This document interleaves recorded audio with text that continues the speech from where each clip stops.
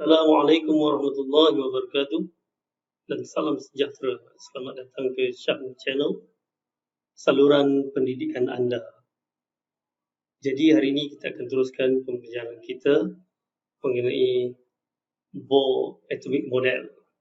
Jadi tanpa membuang masa, mari kita mulai.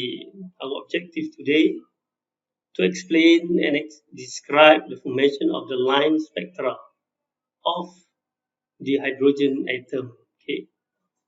This is line spectrum yang kita panggil atomic spectrum. A spectrum consists of discontinuous and discrete line. Seperti yang kita tengok kat bawah ni, kita ada line yang warna ungu, ada kuning, ada hijau, biru. Ni yang ungu. Okay. Kita ada line. Okay. Jadi dia discontinuous, dia tak bersambung-sambung, discrete line. Each line corresponds to a specific wavelength or frequency. Setiap line ini akan mewakili panjang gelombang dan frekuensi yang tertentu. Satu ni. Dan line spectrum are composed of only a few wavelengths, giving a series of discrete lines separated by blank areas. Ni ada beberapa saja wavelength yang ada. Kalau kat sini 1, 2, 3, 4, 5, mana ada 5 lah. Ikut garis tu. Yang separated by blank area ni sebelah belakang ni sebenarnya blank area lah. Dan ini adalah perbandingan dengan continuous spectrum. Kalau kita ada yang continuous spectrum, dia macam ni. Dia seperti warna pelangi, berterusan, tidak terpotong, tidak terputus-putus. Okay, ini perbandingan saja. Yang kita nak bincang hari ini adalah line spectrum. Okay, macam mana line spectrum itu terbentuk? Sebenarnya kita akan melihat daripada Bohr atomic theory ni lah. Kalau Bohr atomic model kita lihat, dia kata apa? Dia kata the movement of an electron from one energy level to another require an energy transfer. Kalau daripada rendah ke tinggi, daripada n equal to 1 daripada n equal to 2, dia akan absorb energy. And then dia akan naik lah. Bila dia naik ke atas, dia naik ke excited energy kita panggil, dia tak stabil, dia akan turun balik. Bila dia turun balik, juga dia akan release energy pula, kan? Jadi akan melibatkan energy transfer. Contoh kat sini lah. Yang kecil ini n equal to 1 dekat dengan nukleus. Ini n equal to 2, n equal to 3. Let's say dia dah excite to higher energy level. Dia naik ke kat sini yang warna merah kecil ni, dia naik ke n equal to 3. Kemudian dia turun kepada n equal to 2. Ni, yang ni pula garis hijau ni. Daripada n equal to 4 ni, dia turun kepada n equal to 2. Okay, jadi kita ada beberapa series kat sini. Dan pergerakan ini, pergerakan elektron from energy level to other energy level, dia akan melibatkan tenaga, dan ini nanti akan menghasilkan line spectrum yang kita nak bincang. Dan kita boleh buat dalam bentuk energy diagram, iaitu pada paksi Y ini ialah energy. Okay. Kemudian ini adalah N1 tadi tu, iaitu yang kita panggil tadi orbit, dan juga kita panggil sebagai energy level, energy level. Okay, ni n equal to 1 ataupun orbit n equal to 1. Ini n equal to 2, ini n equal to 3 and so on lah, sampai infinity. Yang menariknya di sini adalah kita akan dapati perbezaan antara n1 dengan n2. Perbezaan dengan n2, n3, kita dapati dia semakin merapat. 1 dan 2 besar, 2 dan 3 dia kecil, 3 dan 4 kecil lagi, 4 dan 5 makin kecil, makin kecil, makin kecil. Sehingga di bahagian atas ni dia akan menumpu. That means n, kita dah tak dapat beza antara n sama dengan 100, n sama dengan 101. Dah tak dapat beza dah. Sebab dia makin merapat-rapat. Dia menumpu kat situ. Kita kata dia sampai kepada convergent limit. Okay? Dia akan itu. Dan bila nak kena melukis, nanti mungkin kamu kena lukis lah. Kena lukis yang ni, energy diagram ni, kena buat macam tu. Tak boleh bagi sama semua. N1, N2 semua sama ambil pembaris bagi sama, tak boleh. Dia kena macam ni. Besar makin lama kecil macam tu. Okay. Jadi, when an electrical discharge is passed through a sample of hydrogen gas at low pressure, sekarang ni kita ada gas hidrogen tu, dia letakkan dalam satu macam mentol lah yang duduk dalam tu. Kemudian kita lalukan arus elektrik pada dia. Jadi hidrogen molekul tu akan decompose, dia akan pecah jadi H. Jadi H kan tidak ada H2 kan, dia akan pecah pada hidrogen atom. Kemudian hidrogen atom tersebut dia akan absorb energy, dia akan excite to higher energy level. Okay, kalau tidak dia duduk pada ground state. Ground state untuk hidrogen, elektron duduk pada n equal to 1. Dia duduk pada n equal to 1. Lepas tu bila arus elektrik lalu, dia akan absorb energy, dia akan naik. Dalam kes ni kita tengok dia naik sampai kepada n equal to 3. Kena ingat di dalam bab tersebut, di dalam macam mentol lah kita kata, kita ada banyak hidrogen dalam tu. Jadi penyerapan tenaga bagi setiap atom hidrogen tak sama. Ada yang serap sikit, ada yang serap banyak dan sebagainya. Yang ada yang akan serap, dia akan naik pada n equal to 3. Ada yang akan radiant energy, a quantum of energy lah, absorbed by atom ataupun elektron, kita kata atom of hydrogen yang ada elektron dalam tu, causes the electron to move from lower energy state to higher energy state. Okay, daripada lower energy state dia, ground state ni kita panggil, ground state dia untuk hydrogen adalah n equal to 1, dia akan naik. Jadi hydrogen atom is said to be at excited state ni, kat sini lah excited state dia n equal to 4 lah. Dan dia tak stabil, nanti dia akan turun balik. Okay, dia akan naik, nanti dia akan turun balik. Okay. Ada juga yang akan menyerap banyak, dia naik sampai ke 5. Tadi dia naik sampai ke 4 kan. Sebab setiap atom tu dia banyak dalam tu. Jadi kita ada banyak kemungkinan untuk elektron itu naik, bergantung pada banyak-banyak dia serap energi. Okey, kemudian yang naik tadi tu, n equal to 4 tu, kita dah beritahu dia tak stabil. Dia akan fall back to lower energy level. Apabila dia fall back to lower energy level, dia ada banyak kemungkinan. Kemungkinan dia akan turun kepada 2. Tadi dia duduk ke n equal to 1. Dia absorb energy, dia naik kepada 4. Bila dia turun, tak semestinya dia turun kepada n equal to 1. Dalam kes ni, kita tunjuk contoh, dia turun pada n equal to 2. Okay. Bila dia turun, radiant energy yang kita panggil photon ni, bila dia turun, dia akan emitted, dia akan di release in the form of light, dalam bentuk cahaya lah. Jadi cahaya ni, dia ada particular frequency and wavelength. Dia ada frekuensi dan wavelength yang tertentu. Dia turun. Jadi inilah kita panggil emission of photon tu dia akan keluar. Each bore represent one photon. Ni satu photon lah. Yang tadi kita tunjuk dia naik ke 5 kan. Ada satu lagi dia naik ke 5. Okey, 5 turun ke 2. Jadi dia akan dapat satu photon yang lain pula. With particular wavelength and frequency. Okey. Yang ke-6 yang kena ada yang naik sampai 6 dia turun. Jadi kita ada oleh kerana hidrogen dalam tu banyak, jadi kita ada beberapa kemungkinan. Jadi amali dia buat macam ni lah. Buat simple je. Ni ada satu mentol, dalam ni ada hidrogen. Okey, kemudian dia ada satu slit kat sini. Jadi cahaya ni akan masuk, and then the emitted light di sini separated into its component by prism. Dia ada prism ni, dia akan separatekan dia. Each component is focused at a definite position according to its wavelength and form as an image. Jadi kita akan dapat satu image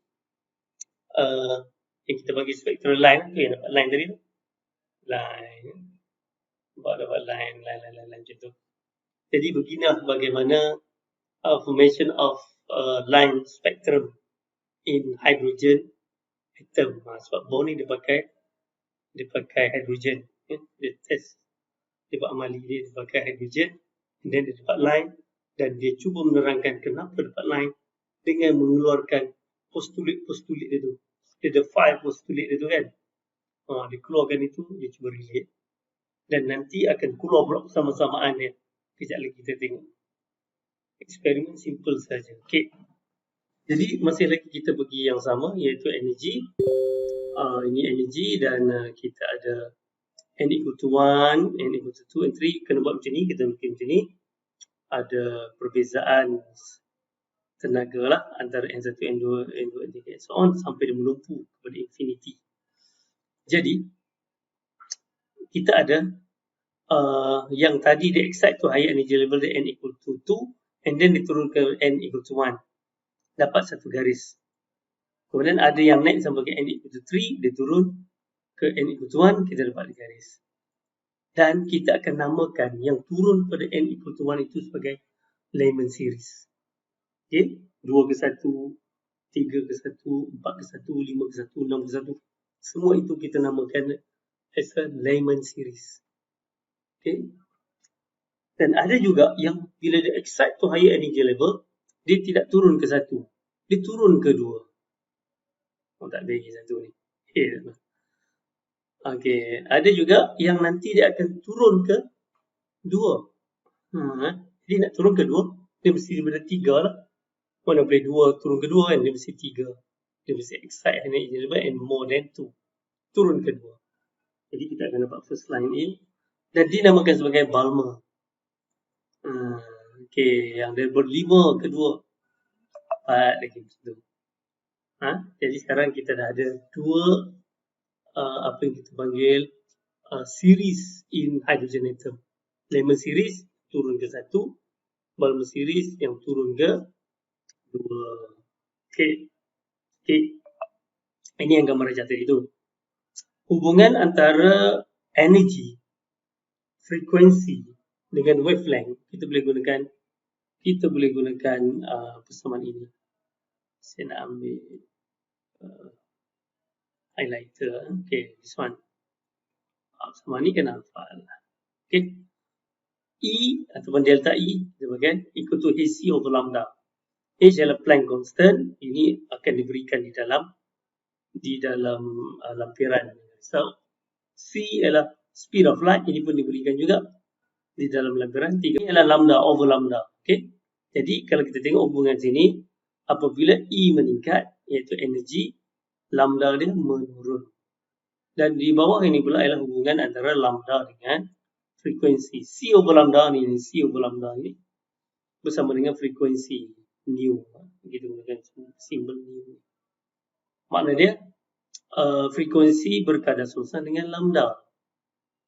Atau dengan kata lain, lambda ini berkadar terus dengan energi. Itu hubungan dia lah. This is continuum limit. This is continuum limit. This is first line. This is first line. Yang ni mesti second line.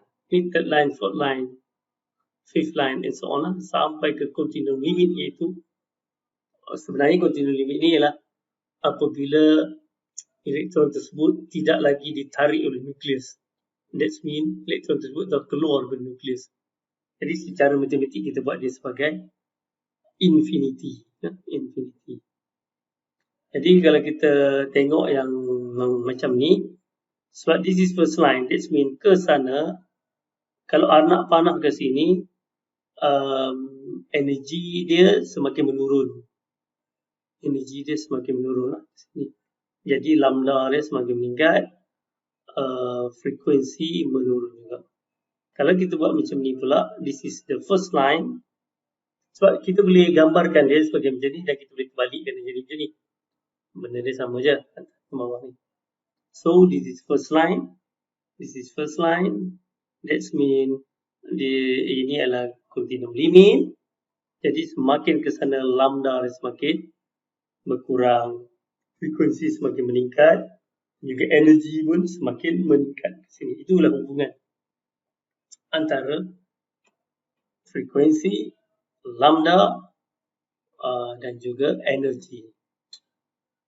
Okey, sekarang kita nak tengok emission series of hydrogen. Ada banyak ni yang perlu dihafal. Yang pertama kita dah tengok sebelum ini, apabila from higher energy level dia turun kepada n equal to 1, kita panggil dia Lyman series. Kemudian kita ada juga yang higher energy level iaitu excited state tapi diturun pada n equal to 2, kita panggil dia Balmer series. Kemudian kalau diturun ke 3, 4 ke 3, 5 ke 3, 6 ke 3, 7 ke 3, itu kita panggil past chain series. Okay, kalau diturun ke 4, kita panggil bracket. Dan kalau diturun ke 5, kan, 6 ke 5, 7 ke 5, kita panggil dia P-Fan series. Jadi ini semua kena hafal. Dia ada mungkin cara mudah untuk hafal ialah Leman bawa payung berwarna putih. Leman bawa payung berwarna putih. Okay, itu cara senang nak hafal. Series-series in hydrogen atom. Lemon, Balmer, past chain, bracket, and P-Fan. Okay. Okay, complete the following table. Kita ada series, nama dia Lemon, past chain, mak dikosongkan kat sini. N equal to 1 ini bermaksud di mana dia turun. N equal to 2 itu ialah atas pada N equal to 1, dia mesti atas pada tu. Okay. Jadi, Lemon kita tahu dia akan turun pada 1, jadi N1 dia sama dengan 1 lah. N2 dia mesti atas pada 1. 2, 3, 4, 5 sampai infinity. Dan dia duduk pada spektrum region yang kita panggil ultraviolet. Maksud dia punya wavelength tu memang terletak di dalam range ultraviolet untuk Lemon ni. Kemudian kita ada yang kedua tadi, Balmer lah, Lemon bawa payung tadi kan. Balmer dia akan turun pada N equal to 2, N2 dia mesti more than 2, dan Balmer ni dia duduk pada visible light. Dia punya range infrared, range dia punya frekuensi, range dia punya panjang gelombang dia tu duduk pada visible light. Kemudian kita ada past chain tadi 3 lah. Mesti atas daripada 3 dia punya N2 dia, dan ini dia duduk pada spectrum region infrared. Okay, so past chain tadi kita ada bracket and then kita ada P-Fan. Semua ini kena hafal. Lemon, Balmer, past chain, bracket, P-Fan. Untuk subjek matrikulasi kena hafal semua ini dan tahu dari mana ke mana dia turun itu. Okay, kita ada example. The following diagram depict the line spectrum of hydrogen atom.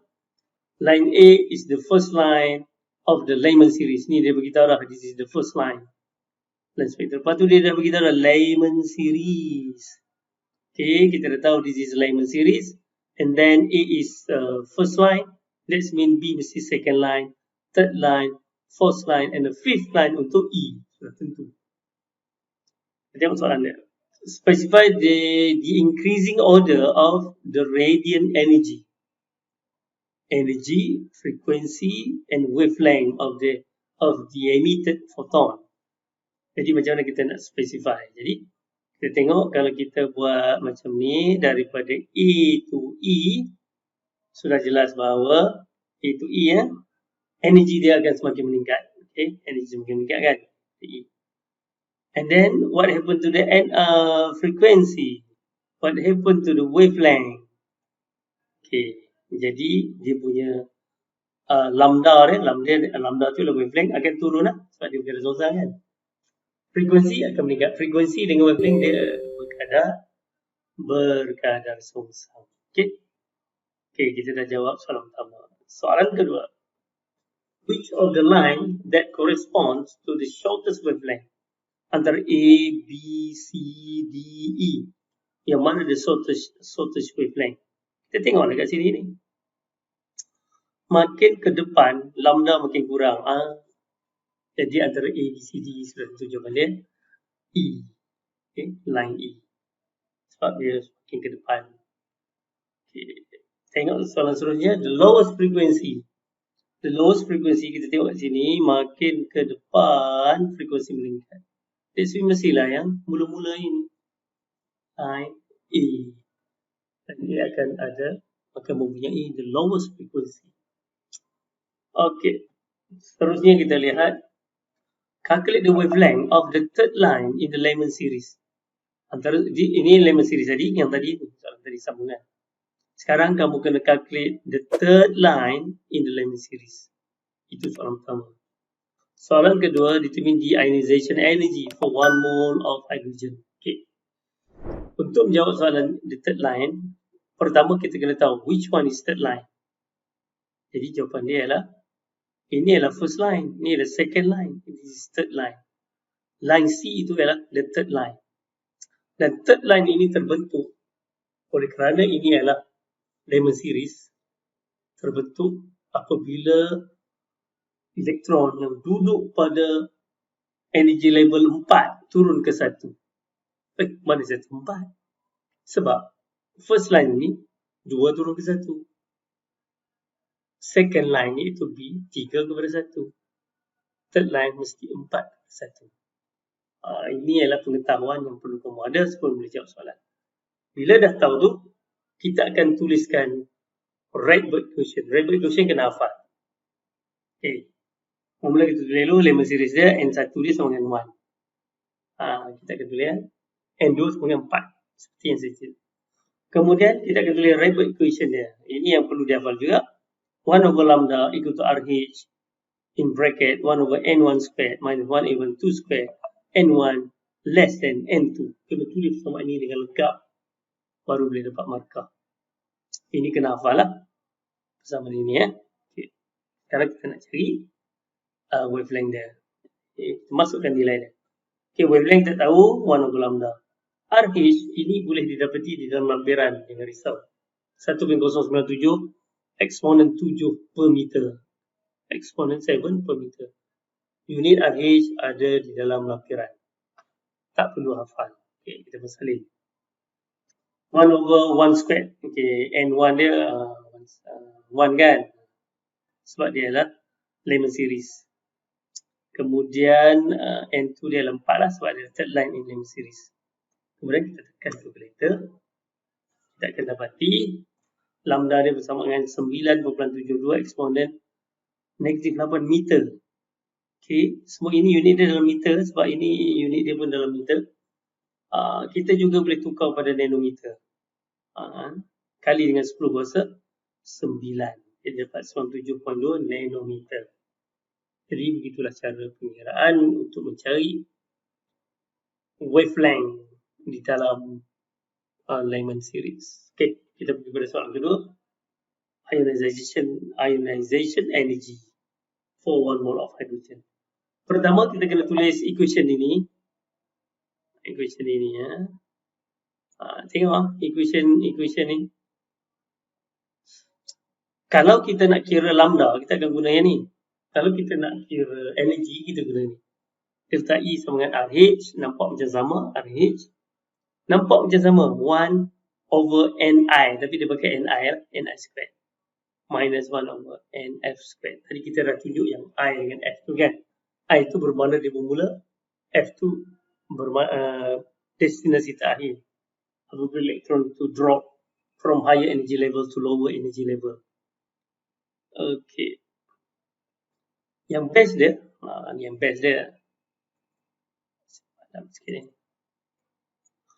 yang best dia, RH ini untuk delta E adalah 2.18 eksponen negatif 18 Joule. Jadi di dalam lampiran dia akan bagi RH simbol yang sama RH tapi ada dua nilai. Satu nilai 1.097 eksponen 7 per meter. Satu lagi dia bagi nilai 2.18 eksponen negatif 18 Joule. Kamu kena tahu memilih mana RH yang sesuai digunakan. Kalau melibatkan tenaga, kita akan gunakan 2.18 eksponen negatif 18 Joule. Kalau melibatkan lambda, kita akan gunakan 1.097 eksponen 7 per meter. Jadi jangan tersilap. Okey, kemudian bagi delta E, dia berdasarkan initial. Jadi untuk ionization energy bermaksud kita nak buang elektron tu daripada hidrogen. Jadi bila nak buang, elektron berada pada n equal to 1. Dia mesti berada pada ground state. Okay, ground state untuk hidrogen adalah N equal to 1. Dan bila kita nak buang, dia sampai kepada infinity. Jadi ground state untuk hidrogen adalah 1 lah. 1 over 1 square. Itu di mana dia bermula. Ini kita buang ke infinity. Tekan calculator, kita akan dapat 2.18 exponent negative 18 joule. Tetapi kita nak 1 mole. 1 mole sebanyak Avogadro constant tu. Jadi for 1 mole, kita akan darab dengan Avogadro constant. Kemudian kita bahagi dengan 1000. Kenapa nak bagi 1000? Kita nak tukar daripada kilojoule. Kalau kita tak darab bahagi dengan 1000 ni, dia berada di dalam joule unit dia. Joule per mole je tu. Tetapi selalunya diungkap di dalam kilojoule per mole. That's why kita bagi dengan 1000 tu. Jadi kita akan dapat 1312 kilojoule. Kilojoule sebab dah bagi 1000. Per mole sebab kita darabkan Avogadro constant. Okay, inilah ionization energy for 1 mole of hydrogen. Kalau untuk 1 atom, ni dia. 2.18 exponent negative 18 joule. Inilah tenaga yang diperlukan untuk mengeluarkan elektron daripada satu atom hidrogen. Tetapi untuk mengeluarkan daripada 1 mole, inilah yang kita kenali sebagai ionization energy. Okay, example 2 pula. Sekarang tadi layman, sekarang kita ada Balmer series. Kita ada line spectrum, dilabelkan sebagai W, ada Y, and then this is Balmer series. Describe the transition of electron that lead to the line W and Y respectively. Macam mana line W ni terbentuk? Macam mana line Y ni terbentuk in Balmer series? Okay, jawapan dia. For W, transition of electron is from 4 to 2. Right? Macam mana kita tahu 4 to 2? Sebab this is second line. Because this is second line. Because W ni adalah second line in Balmer series. Ni second, third, fourth, fifth. Ini adalah fifth line in Balmer series. Jadi kita tahu second line ini ialah kalau first line daripada 3 turun ke 2. Balmer mesti turun ke 2. Jadi kalau ni 3 ke 2 ni mesti 4 ke 2. Jadi second line in Balmer series melibatkan transition of electron from n equal to 4 to n equal to 2. Okay, kemudian kita ada fifth line. Fifth line ialah dari mana ke mana? Sudah tentu daripada 7 ke 2. 7 ke 2. Sebab ni 3 ke 2, 4 ke 2, 5 ke 2, 6 ke 2, Y adalah 7 ke 2. Transition of electron from 7 to 2, atau kita boleh kata electron shift from n equal to 7 to n equal to 2 in Balmer series. Okay, kalau dalam Balmer series lain, kalau second line dia. Kalau per fan series lain. Kena faham tu. Okay, example 3. One of the line in Balmer series of the atomic hydrogen emission spectrum has a wavelength 489.2 nanometer, from which energy level does it drop from to give rise to this particular line. Kita dapat satu line 486.2 nanometer. Dan diberitahu bahawa ini berlaku pada Balmer series. Soalan dia tanya, dari mana elektron itu dia drop? Kita tahu dia akan turun kedua, kan kita nak tahu. Dia tu drop daripada mana? Daripada 3 ke, daripada 4 ke, daripada 5 ke, daripada 6. Okay, itu soalan. Jadi, cara dia adalah, pertama kita akan tuliskan Riemann equation. Kenapa kita boleh Riemann equation ini? Sebab dia melihatkan wavelength. Wavelength akan pakai inilah 1 over lambda equal to h 1 over n1 squared minus 1 over n2 squared. Pastikan ini n1 mesti kecil daripada n2. Kerana kalau kita tidak pastikan ini akan menyebabkan kita wavelength kita negatif. Tidak mungkin jarak gelombang itu negatif. Jarak tidak boleh negatif. Energi boleh negatif sebab dia menggambarkan energy release, energy absorb. tetapi wavelength tak boleh. Jadi kita masukkanlah 486.2 ni, tapi kena ingat dia perlu ditukar kepada meter. Semua sebab dia punya RH ni 1.097, eksponen 7 ni unit dia adalah per meter. Jadi 486.0 ni kali dengan 10% nanti 9 saja. Ini make sure pakai ni jangan tertukar pada 2.18 tu, sebab ini adalah wavelength. Kemudian make sure N1 dia kita tahu lah kecil lah kan, dia tu ber 1/2 square. Kenapa 2? Sebab Balmer series. Dan N ini kita nak cari. Bila kita tekan, kita akan dapati N equal to 4. That means daripada 4, dia dah excite tu aja, dia jadi bentuk ke 4.